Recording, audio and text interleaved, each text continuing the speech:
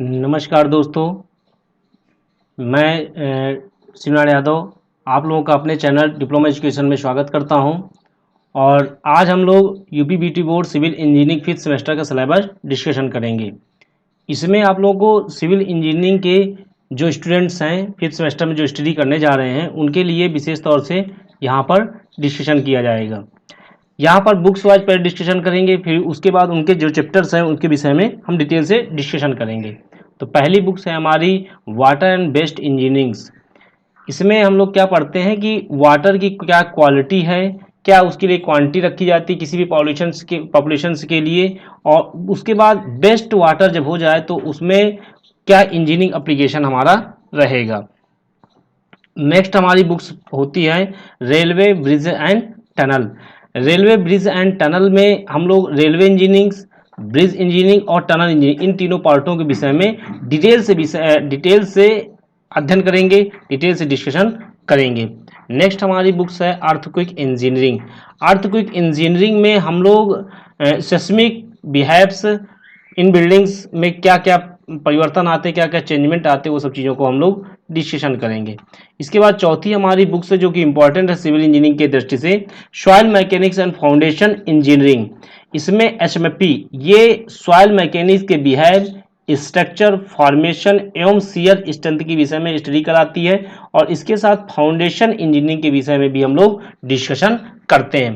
देखिए अब इसके बाद हम लोग क्या करेंगे कि जब स्टडी इसके विषय में कर चुकेंगे तो अब अगली जो बुक्स आएगी हमारी वो आएगी सर्वे सेकंड आएगी। देखिए आप लोगों ने सर्वे फर्स्ट जो है वो 4th सेमेस्टर में अच्छे से स्टडी की होगी। इंट्रोडक्शन ऑफ सर्वे बताने की यहाँ पर ज़रूरत नहीं है क्योंकि सर्वे फर्स्ट आप लोगों को डिस्कशन करा दिया जाता है।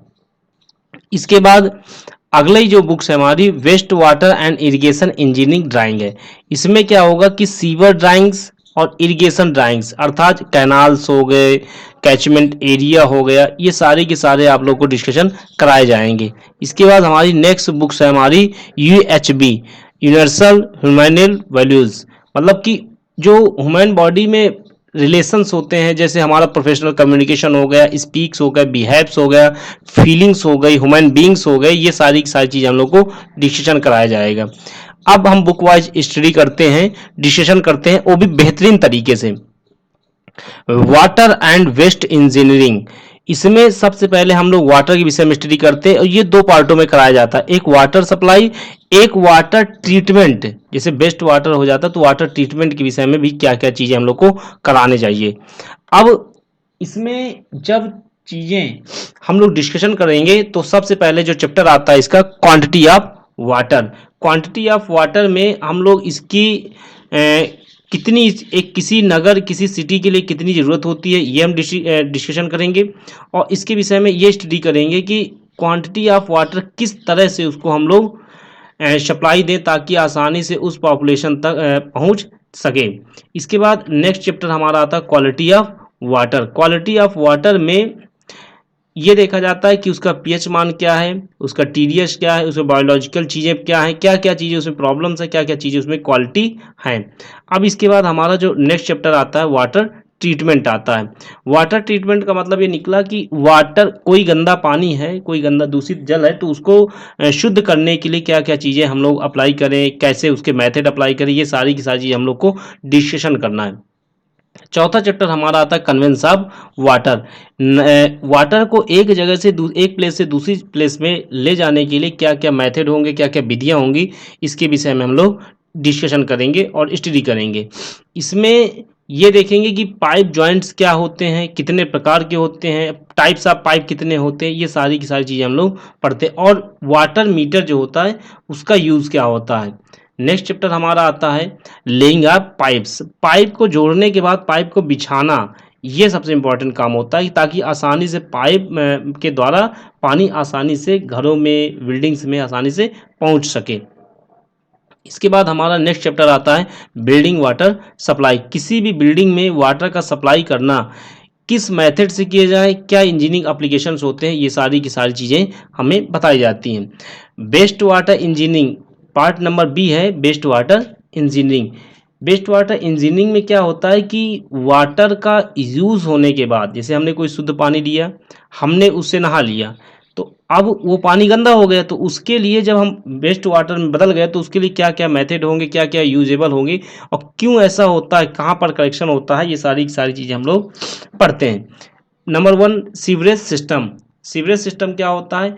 सीवरेज सिस्टम में दूषित पानी को जाने के लिए, अर्थात दूषित पानी को प्रवाहित कराने के लिए, फ्लो कराने के लिए एक प्लेस से दूसरे प्लेस तक कनेक्ट किया जाता है, तो वो सीवर सिस्टम कहलाता है। इसमें हम लोग सीवर सिस्टम, इसके बाद पाइप्स के विषय में स्टडी करेंगे।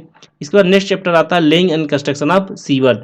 सीवर को कहाँ कहाँ पर बिछाना है, मतलब कहाँ कहाँ से गुजारना है। आपने देखा होगा अक्सर सड़क जो हाईवे होते हैं उनके किनारे से ले जाते हैं, और मैं उसका कंस्ट्रक्शन भी आसानी से नहीं किया जा सकता, क्योंकि भाई देखिए होता क्या है कि पॉपुलेशन के बीच में जहाँ पर ये चीज़ें काफ़ी ज़्यादा घनी बस्ती होती है, वहाँ पर ये चीज़ बिछाना थोड़ा सा टिपिकल होता है, लेकिन अनिवार्य भी होता है, कंपलसरी भी होता है। इसके विषय में हम लोग इसमें स्टडी करेंगे। इसके बाद थर्ड चैप्टर हमारा आता है सीवेज कैरेक्टरिस्टिक्स। सीवेज की क्या क्या विशेषताएं होती हैं, क्या क्या ऐसे क्वालिटी होती है जिसके विषय में हम लोग स्टडी करते हैं। चौथा चैप्टर हमारा आता है natural method of sewage disposal. Sewage अगर कहीं इकट्ठा ज़्यादा हो रहा तो उसको नेचुरली तरीके से हम लोग किस तरह उसको डिस्पोज कर सकते हैं, यानी उसकी गंदगी को दूर कर सकते हैं, हटा सकते हैं, ये सब चीज़ें हम लोग पढ़ते हैं। इसके बाद पांचवा सीवेज ट्रीटमेंट। सीवेज ट्रीटमेंट का मतलब ये निकला कि कोई सीवेज है उसका ट्रीटमेंट कैसे करना है, मतलब कि क्या है उसके लिए तरीका, क्या उसके लिए सही तरीका है, कैसे कैसे मेथड अप्लाई किए जाएंगे, इसके विषय में हम लोग डिस्कशन करेंगे। नेक्स्ट चैप्टर हमारा आता है बिल्डिंग ड्रेनेज। ये एक इंपॉर्टेंट चैप्टर है, इससे अक्सर डिप्लोमा में 2 क्वेश्चन जरूर आ जाते हैं। इसमें क्या होता है कि जो 2 क्वेश्चन आते हैं वो ये बताते हैं कि वाटर सप्लाई तो हो जाती है, पर वाटर सप्लाई होने के बाद जो दूषित जल होता है, जो बिल्डिंग से निकलने वाला गंदा पानी होता है, वो किस हिसाब से या कौन सी इंजीनियरिंग एप्लीकेशन की जाए जिसकी वजह से हमारा यूज में आ जाए। अब नेक्स्ट बुक हम लोग डिस्कशन करते हैं railway bridge and tunnel. Railway bridge and tunnel में हम लोग 3 पार्टों में डिस्कशन करेंगे। पहला पार्ट हमारा रेलवे आएगा, दूसरा पार्ट हमारा ब्रिज आएगा और तीसरा पार्ट हमारा टनल्स आएगा। डिस्कशन करते हैं पहला part railway engineering. Railway engineering में सबसे पहले हम लोग part of railway, introduction of railway engineering in India और purpose of railway in India, मतलब इंडिया में जो ब्रिटिश गवर्नमेंट थी उसने किस पर्पज से इंडिया में अपने आप को रेलवे बिछाना उचित समझा। दूसरी बात उसका क्या था मेथड, क्या उसकी ज़रूरत थी, क्या उसने ज़रूरत महसूस किया, ये सब चीज़ें हम लोग को डिस्कशन करना है। इसके बाद ब्रिजेस, रेलवे या हाईवे में जो ट्रैफिक हम लोग रखते हैं इसमें ब्रिज का क्या महत्व है, क्या इसका रोल है ब्रिजेज का। इसके बाद तीसरा पॉइंट आता है टनल। टनल इंजीनियरिंग ये एक परमानेंट वे माना जाता है, प्री कॉस्ट इसकी बहुत ज़्यादा होती है, लेकिन ये एक ऐसा मेथड होता है जो हमारे या किसी भी देश या किसी भी कंट्री का इकोनॉमिकली पार्ट में काफ़ी ज़्यादा हिस्सेदारी रखता है। इसके विषय में हम लोग डिस्कशन करेंगे। इसके बाद हमारी नेक्स्ट बुक आती है अर्थक्वेक इंजीनियरिंग। अर्थक्वेक इंजीनियरिंग में हम लोग डिस्कशन करेंगे कि कोई बिल्डिंग कंस्ट्रक्शन करने के बाद उस पर क्या क्या लोड आते हैं। इसके बाद सेस्मिक लोड आता है तो क्या इफेक्ट डालता है, तो इसमें पहला चैप्टर हमारा आएगा element of engineering seismology. Seismology के क्या क्या एलिमेंट होते हैं, जैसे एपी सेंटर क्या होता है, फोकस क्या होता है, फोकस सेंटर क्या होता है, एपी सेंटर डिस्टेंस क्या होती है, फोकस डिस्टेंस क्या होती है, ये सारी की सारी चीज़ें हम लोग को डिस्कशन करना है। इसके बाद हम लोग स्केल मैप फैक्टर क्या होता है, रिएक्टर स्केल क्या होता है, दूसरी बात मानक क्या होती है, ये सारी की सारी चीज़ें हम लोग इसमें डिस्कशन करेंगे। नेक्स्ट चैप्टर हमारा आता है seismic behaviour of traditionally building construction of India. किसी बिल्डिंग को बनाने के बाद, भारत में अगर बिल्डिंग बना दिया जाता है तो सेस्मिक बिहेव क्या होता है उसके साथ, मतलब कहने का मतलब कोई बिल्डिंग बना दी गई और बनाने के बाद अगर सेस्मिक जोन में बनाई गई है जहाँ पर भूकंप ज़्यादा आते हैं तो क्या क्या बातें ध्यान में रखना ताकि ये चीज़ें हमें झेलना ना पड़े, ज़्यादा चीज़ों को हमारा नुकसान ना हो, ज़्यादा डिस्ट्रॉय ना हो बिल्डिंग। इसके बाद तीसरा आता है स्पेशल कंस्ट्रक्शन मेथड। बिल्डिंग को बनाने के लिए मेन थ्योरीज, मेन मेथड क्या होते हैं ताकि सेस्मिक लोड को आसानी से बियर कर सके। नेक्स्ट चैप्टर हमारा आता है introduction to seismic zone of India. Introduction to seismic zone of India में ये बताया जाता है इस चैप्टर में कि जो हमारे इंडिया में आईएस कोड 1893-2002 पार्ट फर्स्ट ने सेस्मिक जोन के को फिक्स किया, वो क्या है, उसकी वैल्यूज क्या, उसका मेथड है। इसके बाद पांचवा seismic provision of strengthening and retrofitting. पांचवा चैप्टर एक इंपॉर्टेंट चैप्टर माना जाता है डिप्लोमा की दृष्टि से। इसमें यह बताया जाएगा कि बिल्डिंग अगर टूट रही है या बिल्डिंग टूट चुकी है तो हमें उसके उस टूटने वाले भाग में, जैसे देखिए बिल्डिंग का सारा भाग तो नहीं टूटेगा एक साथ कि सेस्मिक आने के बाद या भूकंप आने के बाद बिल्डिंग पूरी तरह से डिस्ट्रॉय हो जाए। डिस्ट्रॉय तब होती है जब बिल्डिंग जब सेस्मिक आता है उसकी इंटेंसिटी बहुत हाई होती है, तब डिस्ट्रॉय होता है। तो सेस्मिक प्रोविजन में स्ट्रेंथिंग और रेट्रोफिटिंग्स उसमें दी जाती है। नेक्स्ट चैप्टर हमारा आता है provision of reinforcement RCC construction. RCC की जो बिल्डिंग्स होती हैं, जो आरसीसी स्ट्रक्चर्स होते हैं, उसपे सेस्मिक लोड का क्या इफेक्ट पड़ता है या सेस्मिक चीजें कैसे इफेक्ट डालती है, ये सब चीजें हम लोग को पढ़ना है। और इसके बचाव के लिए यानी इसके हम लोग को ऐसा एडवांटेज मिले ताकि हमें फायदा हो सके कि हमने इंजीनियरिंग एप्लीकेशन किया हुआ है। नेक्स्ट चैप्टर हमारा आता है अर्थक्वेक वार्निंग सिस्टम।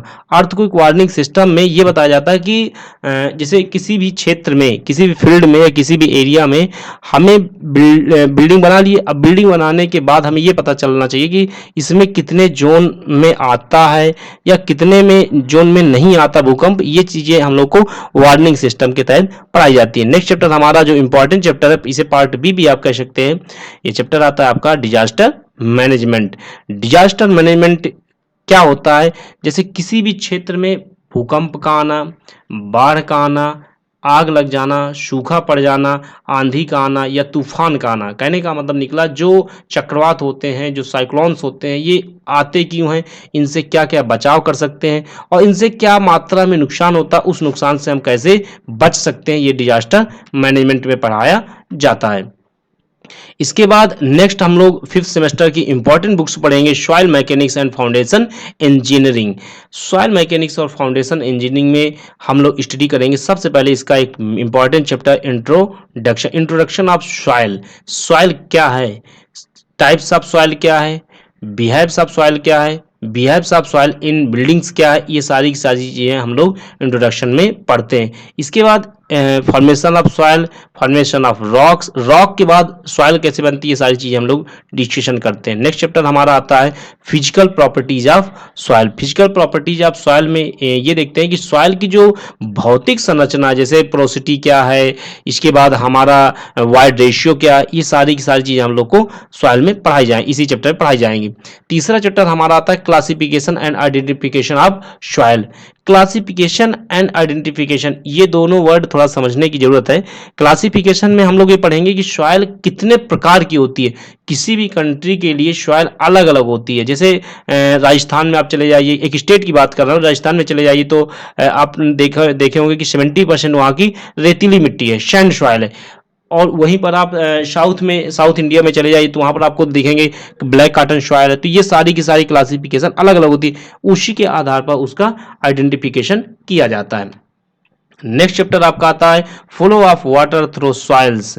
इसमें कि कोई वाटर जब प्रवाहित करता है मतलब कि सॉइल के थ्रू, तो क्या उसका बिहेव होता है सॉइल से, क्या उसका बिहेव होता है सॉइल से, कैसे जुड़ता है, क्या उसमें इफेक्ट डालता है, ये सारी की सारी चीज़ें आपको बताई जाती हैं। इसी में डार्सी का नियम पढ़ाया जाता है, इसमें हॉरिजॉन्टली फ्लो, वर्टिकली फ्लो पढ़ाया जाता है और इसी में बताया जाता है कि सॉइल कितनी ज़्यादा कंजर्वेटिव होती है किसी वाटर के प्रति, वाटर के साथ जुड़ी होती है। इसके बाद हमारा जो नेक्स्ट चैप्टर आता है वो इफेक्टिव स्ट्रेस आता है। इफेक्टिव स्ट्रेस देखिए, लोड किसी भी पिंड या किसी भी बॉडी में लगाया जाता है तो वो चीज़ें अपने पास एक स्ट्रेस जनरेट करता है। स्ट्रेस जनरेट करने का मतलब निकला वो स्ट्रेस अपने आप में जनरेट करता है उस वस्तु को बियर करने के लिए। इसके बाद हमारा नेक्स्ट चैप्टर आता है deformation of soil. After loading के बाद सॉइल का डिस्ट्रॉय होना, सॉइल का टूटना, बिल्डिंग के बनने के बाद सॉइल टूटती है तो सॉइल के पार्टिकल किस तरह डिस्ट्रॉय होते हैं, इसके विषय में हम लोग डिस्कशन करेंगे। नेक्स्ट चैप्टर हमारा आता है शियर स्ट्रेंथ ऑफ सॉइल। ये शियर स्ट्रेंथ ऑफ सॉइल, ये जो चैप्टर है ये कंपटीशन की दृष्टि से और डिप्लोमा की दृष्टि से दोनों जगह इंपॉर्टेंट होता है। और इन दोनों में शियर स्ट्रेंथ ये बताता है कि उस फाउंडेशन और सॉइल के बीच में क्या ऑपरेशनल चीजें हो रही हैं, क्या है ऑपरेशन चीजों को। तो ये सब चीजें हम लोग को शियर स्ट्रेंथ ऑफ सॉइल में पढ़ाया जाता है। इसके विषय में हम लोग एक अलग प्रॉपर वीडियो से डिस्कशन करते जाएंगे। अगला चैप्टर आपका आता है compaction of soil. Compaction of soil, compaction क्या होता है? कंपैक्शन ये बताता है कि जो यूनिट एरिया है, एक इकाई एरिया में सॉइल का क्या डेंसिटी है, ये कंपैक्शन बताता है, ताकि उसमें आने वाला लोड, उस सॉइल में आने वाला लोड आसानी से बियर किया जा सके, या सॉइल जो है उसको बियर कर सके। नेक्स्ट चैप्टर आता है सॉइल एक्सप्लोरेशन। सॉइल एक्सप्लोरेशन ये बताता है कि सॉइल को टेस्ट करने के लिए हम किस तरह के सैंपल कलेक्ट कर सकते हैं। कुल मिला के सॉइल एक्सप्लोरेशन में ये बताया जाता है। अब नेक्स्ट जो चैप्टर आता है, जो पार्ट बी भी आप कह सकते हैं, वो आता है बियरिंग कैपेसिटी ऑफ सॉइल। देखिए, बियरिंग कैपेसिटी ऑफ सॉइल जो है ये बताता है कि लोड को सॉइल कैसे बियर कर सकती, क्या क्या उसके अंदर कैपेसिटी होनी चाहिए ताकि वो आसानी से लोड को बियर कर सके। इसके बाद हमारा चैप्टर आता है फाउंडेशन इंजीनियरिंग। फाउंडेशन इंजीनियरिंग आपने बिल्डिंग कंस्ट्रक्शन में पढ़ा होगा, थर्ड सेमेस्टर की बुक होती है, उसमें आपने पढ़ा होगा कि बिल्डिंग कंस्ट्रक्शन में जो टाइप्स ऑफ फाउंडेशन होती है। यहाँ पर हम टाइप्स ऑफ फाउंडेशन को तो डिटेल से पढ़ेंगे। इसके बाद इसके साथ साथ हम ये भी पढ़ेंगे कि जो टाइप्स ऑफ फाउंडेशन है, जो फाउंडेशन बिल्डिंग में यूज की जाती है, उनका सॉइल से क्या रिलेशन है। जैसे पाइल फाउंडेशन हो गया, कैशून फाउंडेशन हो गया, बेल फाउंडेशन हो गया, फ्लैट फाउंडेशन हो गया, मैट फाउंडेशन हो गया, स्टेप फाउंडेशन हो गया, फुटिंग फाउंडेशन हो गया, कॉलम फुटिंग फाउंडेशन हो गया। तो ये कंबाइंड फुटिंग, ये सभी की सभी चीजें, ये सारी की सारी चीजें जो फाउंडेशन बनाई जाती हैं बिल्डिंग में, ये एक सॉइल के लिए कितनी कैसे बिहेव करती हैं, ये चीजें आपको बताई जाएंगी। नेक्स्ट बुक हमारी आती है सर्वे सेकंड, यानी सर्वेइंग सेकंड। इसमें जो पहला चैप्टर है कंटूरिंग। देखिए दोस्तों, आपने सर्वेइंग फर्स्ट पढ़ रखा होगा।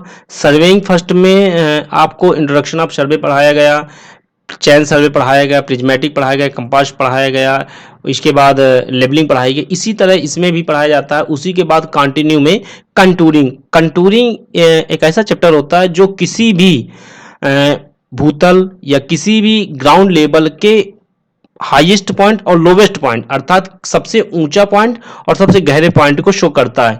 ये एक इमेजिनरी लाइन के माध्यम से शो किया जाता है। इसमें यह बताया जाता है कि यहाँ पर गहराई ज़्यादा है और यहाँ पर ऊंचाई ज़्यादा है। तो उस ऊंचाई को और गहराई को दोनों को मेल करने के लिए हम लोग ये देखते हैं कि यहाँ पर कटिंग करना और यहाँ पर फिलिंग करना है। इसके बाद हमारा नेक्स्ट चैप्टर आता है थियोडोलाइट सर्वेइंग। थियोडोलाइट एक ऐसा इंस्ट्रूमेंट होता है जो हमारा सर्वे में इंपॉर्टेंट और यूजेबल इंस्ट्रूमेंट होता है। इसमें इसके माध्यम से हम किसी भी जगह के लिए हॉरिजॉन्टली और वर्टिकली मेजरमेंट कर सकते हैं। इसके बाद तीसरा टैकोमेट्रिक सर्वेइंग। टैकोमेट्रिक सर्वेइंग अब थियोडोलाइट का अपडेटेड वर्जन कह सकते हैं। इसमें ये होता है, फायदा ये होता है, सबसे बड़ा मेन पर्पस, कि जहां पर हम आसानी से नहीं भी पहुंच सकते हैं टैकोमेट्रिक माध्यम से, हम वहां की मेजरमेंट डाटा ले सकते हैं। नेक्स्ट चैप्टर हमारा आता है कर्व। कर्व एक ऐसा चैप्टर होता है जो हमें खास तौर से सड़कों के निर्माण के लिए, ये हॉरिजॉन्टली और वर्टिकली होता है। इसके विषय में हम लोग ग्रेडिंग करते हैं, सरफेस करते हैं, टाइप्स ऑफ कर्व पढ़ते हैं। इसके बाद हमारा जो नेक्स्ट चैप्टर आता है वो मॉडर्न सर्वेइंग इक्विपमेंट्स आता है। मॉडर्न सर्वेइंग इक्विपमेंट में ये यूज़ किया जाता है कि जो आज हम लोग मॉडर्न में सर्वे में यूज करते हैं वो क्या क्या इंस्ट्रूमेंट हैं। जैसे आपने यूज किया होगा प्लानीमीटर्स हो गया, और क्या कहते हैं, बहुत ऐसे इंस्ट्रूमेंट होते हैं जो हम लोग आसानी से यूज़ करते हैं, और उसके विषय में हम लोग डिस्कशन करेंगे। अगला चैप्टर हमारा आता है टोटल स्टेशन। टोटल स्टेशन एक ऐसा इंस्ट्रूमेंट होता है जो सर्वे में सबसे ज़्यादा यूज होने वाला पार्ट होता है। इसके माध्यम से हम किसी भी जगह की पूर्णतः रीडिंग को नोट कर सकते हैं और आइडेंटिफाई कर सकते हैं। नेक्स्ट चैप्टर हमारा आता है analysis of data, plotting, remote sensing, GIS and GPS system. देखिए, यहाँ पर सबसे इंपॉर्टेंट चीज, ये एक नया चैप्टर है जो बीटी बोर्ड में अभी के जब से सेमेस्टर सिस्टम चला तब से थोड़ा सा जुड़ा हुआ है। इसमें हम लोग डेटर के विषय पढ़ेंगे। डेटर उसे कहते हैं, एक ऐसा इंस्ट्रूमेंट होता है जो हमें किसी भी जगह रख दिया जाए, किसी भी प्लेस में, खाली प्लेस में रख दिया जाए, तो वो उस प्लेस की पूरी फिजिकली कंडीशन को शो कर देगा कि इसकी MSL क्या है, मतलब मीस इन लेवल क्या है, इसकी हाइट क्या है, इसके बाद इसका यूजेबल क्या है, इसके बाद ये नॉर्थ एंगल्स और साउथ एंगल्स में कितने डिस्टेंस पर है, या ईस्ट में कितना है और वेस्ट में कितना है। इसके बाद प्लॉटिंग कैसे करेंगे। इसके बाद रिमोट सेंसिंग। रिमोट सेंसिंग ऐसे होता है जैसे इसका कॉन्सेप्ट डिस्कशन करने के लिए हम बताते हैं आपको। आर्टिफिशियल जो सैटेलाइट होते हैं उनके माध्यम से हम किसी भी जगह की हम पूरी तरह से डाटा को कलेक्ट करना रिमोट सेंसिंग कहलाता है। सेम इसी प्रकार का कॉन्सेप्ट जीआईएस होता है और जीपीएस सिस्टम होता है। जीपीएस सिस्टम से हम लोग लाइव कॉन्सेप्ट के आधार पर हम लोग ये कलेक्ट कर सकते हैं कि वहाँ का जो डाटा है वो एक्यूरेसी के साथ है या कम एक्यूरेसी के साथ है। मतलब कहने का मेरा मतलब ये निकला कि हम जब भी बिल्डिंग कंस्ट्रक्शन करते हैं या ब्रिज बनाते हैं या हाईवे बनाते हैं तो उसका MSL मीन सीन लेवल क्या है, इसके बाद उसमें सेस्मिक जोन क्या है, सेस्मिक जोन में सेस्मिक का इंटेंसिटी क्या है, उसका मैग्नीट्यूड क्या है, ये सारी की सारी चीज़ें आप लोग को बताई जाती हैं। नेक्स्ट हमारी बुक आती है waste water and irrigation engineering drawing.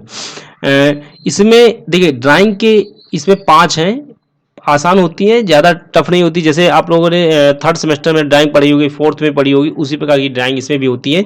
इसमें ये पढ़ाया जाता है कि सबसे पहला चैप्टर जो है वो हमारा drain and sewer. Drain and sewer का मतलब ये निकला जो जिनमें गंदा पानी बहता है, जिन नालियों के थ्रू गंदा पानी बहता है, जिस पाइप के थ्रू गंदा पानी बहता है उसको ड्रेन कहा जाता है, और उसके द्वारा जो हम लोग दूषित मल जाता है उसको सीवर कहा जाता है।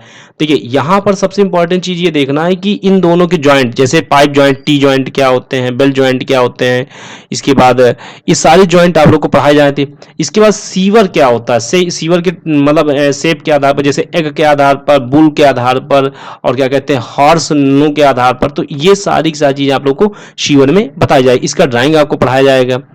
नेक्स्ट चैप्टर आपका आता है traps and man holes and inspection of chamber. Traps, जैसे हम लोग घरों में हम लोग ट्रैप्स यूज करते हैं, तो जैसे पी शेप हो गया, क्यू शेप हो गया, एस शेप यूज करते हैं, तो जे शेप हो गया, हुक शेप्स में, ये सारी की सारी चीज़ें ट्रैप्स जब यूज करते हैं तो इनका क्या महत्व होता है और इसकी ड्राइंग कैसे बनाई जाती है। इसके बाद मैनहोल्स क्या होते हैं, मैनहोल कितने शेप के होते हैं, और मैनहोल बनाने का क्या पर्पज होता है। इन दोनों के विषय में हम लोग को दूसरे चैप्टर में ड्राइंग के माध्यम से पढ़ेंगे। तीसरा चैप्टर हमारा आता है septic and soak pit tank. Septic में क्या होता है कि ये ऐसा टैंक होता है जिसमें हम लोग जो घर का मल होता है वो कलेक्ट कर लेते हैं, और कई सालों तक आफ्टर 3 साल बाद हम लोग उसको 3 साल 2 साल बाद हम लोग को सफाई करवाते हैं, उसको मतलब क्लीनिंग करवाते हैं। जबकि सोकपिट में ऐसा होता है कि जो हमारा वाटर बेस्ड वाटर होता है, जो दूषित गंदा पानी होता है वो सोख लिया जाता है, और उसमें जो मटेरियल बचता है वो ड्राई फॉर्म में लास्ट में बचता है। तो इन दोनों के विषय में हम लोग को ड्राइंग के माध्यम से पढ़ाई करेंगे, स्टडी करेंगे और डिस्कशन करेंगे। इसके बाद हमारा जो नेक्स्ट चैप्टर आता है bathrooms and WC connection. Bathroom और WC कनेक्शन ये होता है कि बाथरूम में जो जो हम पाइप कनेक्शन यूज करते हैं, और क्या कहते हैं बाथरूम में टोटियाँ जो होती हैं, नल्स जो होते हैं, उनके टाइप्स क्या होते हैं, उनकी स्ट्रक्चर्स क्या होती हैं, ये सारी की सारी चीज़ें हम लोग को पढ़ेंगे। WC कनेक्शन क्या होता है, WC कनेक्शन का मतलब ये निकला कि जो हम लोग टॉयलेट्स रूम में कनेक्शन देते हैं वो किस आधार पे देते हैं, कैसी उसकी ड्राइंग होती है, ये हम लोग को WC कनेक्शन कहते हैं। सैनिटरी सिस्टम क्या होता है। नेक्स्ट चैप्टर हमारा पढ़ेंगे हम लोग। हमारा नेक्स्ट चैप्टर आता है drying of 2 story building details. इसमें 2 स्टोरी बिल्डिंग में जो वाटर सप्लाई की जाती है उसके विषय में क्या क्या चीज़ें हम लोग को पढ़ना है, ये चीज़ें हम लोग को ध्यान देना है कि क्या क्या चीज़ें हम लोग को आनी चाहिए। इसके बाद नेक्स्ट हमारा जो बुक्स है, नेक्स्ट हमारी जो किताब है वो है यूनिवर्सल ह्यूमन वैल्यूज UHV। ये CS फर्स्ट और CS सेकेंड, यानी कहने का मतलब ये निकला कि जो कम्युनिकेशन स्किल फर्स्ट और कम्युनिकेशन स्किल सेकेंड हम पढ़ते हैं उसी का ये 3rd पार्ट कह सकते हैं, जो हम लोग को प्रोफेशनली तौर से ये बताता है कि हम लोग को प्रोफेशनल वर्क में कैसे बिहेव करना है और बिहेव करते हुए क्या क्या चीज़ें ध्यान देना है। इसमें पहला चैप्टर आता है इंट्रोडक्शन। ह्यूमन बींग्स क्या इंट्रोडक्शन होते हैं, क्या हार्मोनिकल चीज़ें होती हैं, दूसरा चैप्टर हमारा आता है understanding harmony in human beings. Human body को समझने के लिए हमारे हार्मोनियल पार्ट, कहने का मतलब निकला हार्मोनियल चीज़ें जो होती है, जैसे कहने का मतलब ज़्यादा क्राउड में कैसे स्पीच बोलना है, अपने प्रोफेशनली तौर से भी मतलब कैसे रहना है, क्या चीज़ें हमें पास होनी, क्या चीज़ हमारे पास क्वालिटी में होनी चाहिए ताकि हम लोग अंडरस्टैंडिंग में अच्छे से अपने आप को बना सकें। नेक्स्ट चैप्टर हमारा आता है understanding harmony in family and society. Professionally तौर से हम लोग जब अपने आप को स्ट्रांग कर लेते हैं तो हम लोग को फैमिली और सोसाइटी के प्रति क्या हमारे जागरूकता होती हैं, क्या हमारे पास होनी चाहिए कि चीज़ें हम लोग वो फैमिली में और सोसाइटी की चीज़ों में दे सके, ताकि नॉलेज को और इंजीनियरिंग प्रोफेशनलिटी डेवलपमेंट दोनों को कॉम्बिनेशन में रखा जा सके। नेक्स्ट चैप्टर हमारा आता है understanding harmony in the nature and existence.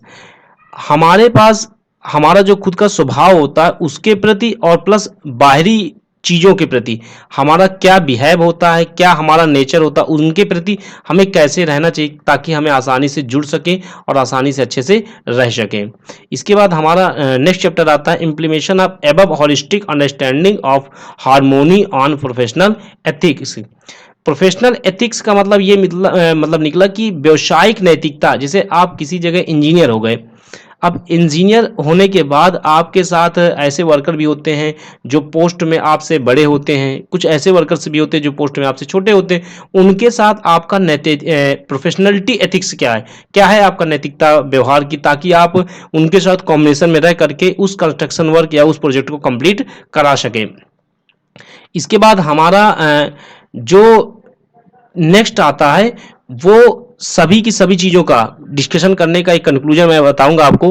देखिए दोस्तों, हमारा ये channel civil engineering fifth, third, first, second, fourth और सिक्स्थ ये सभी के सेमेस्टर वाइज डिस्कशन करते चले जाएंगे और टाइमली आपको लेक्चर नोट्स, लेक्चर वीडियोस और क्या कहते हैं क्विज और इम्पॉर्टेंट क्वेश्चन का नोट्स सभी की सभी आपको मिलते जाएंगे।